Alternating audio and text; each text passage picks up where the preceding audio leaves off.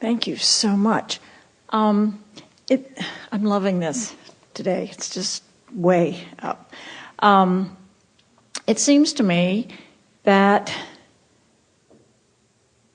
in talking about the high disk, no matter what, it doesn't even matter if there's a law of attraction. Well, the law of attraction is the engine, is the distinguishing factor of the disks. Yes. And the disks are just a representation of the results of law of attraction. In other words, you understand that we can't even begin to define the variety of frequencies. We're just bulkily doing it. Well, what I find is that one of the things that gets me back up if I've fallen off the wagon is I just think about what a habit the lower levels are, and I just try to just drop that and go back to the... Yeah. Is that as... It is. It's just a thought that I've been thinking, but you can't, when there's momentum going, you can't let it go. In other words, you're sort of like a dog on a bone. Haven't you ever gotten hold of something? It didn't feel good when you got hold of it. You didn't like being hold of it. You didn't like thinking about it. You felt sort of obsessed with it. You're talking to other people about it. They don't like hearing about it either at first, and then you sort of suck them in and they talk about it too, and you're not happy the whole time you're talking about it, but it just kind of perpetuates itself. You say to us, Abraham, it feels like my thoughts are thinking me rather than that I'm thinking my thoughts.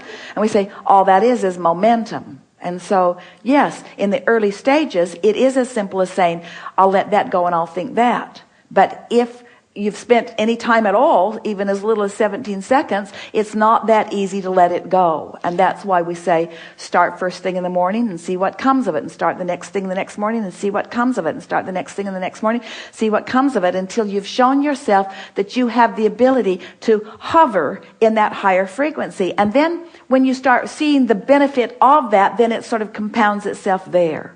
When you focus on something, you stimulate within yourself a vibrational frequency that makes the probability of bringing another thought like it to it.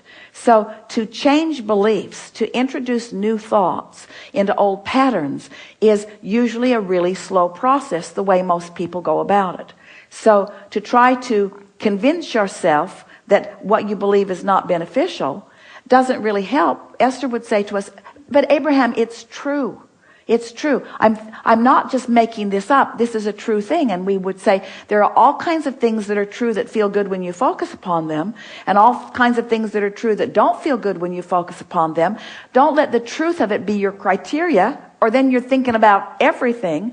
Let the way it feels be the criteria. And so that's really the way that we would approach it if we were standing in your physical shoes. Not trying to think ourselves into clarity, but feel our way into clarity. It isn't until you just decide that you care about the way you feel so much that you're willing to guide your thoughts that any of this becomes something that you're actually doing on a regular basis.